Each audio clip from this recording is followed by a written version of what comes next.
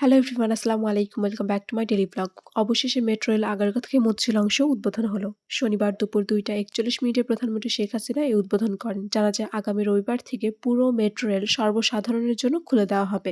প্রথমে 3টি স্টেশন চালুর মাধ্যমে মতিঝিল অংশে মেট্রো রেল চলাচল শুরু হবে। স্টেশনগুলো হলো মতিঝিল, বাংলাদেশ সচিবালয় এবং ফার্মগেট। বেলা 11:30 থেকে পরবর্তী ট্রেনগুলো উত্তর থেকে আগারগাঁও পর্যন্ত চলাচল করবে। এই সময় মতিঝিল পর্যন্ত আর কোনো ট্রেন চলাচল করবে না।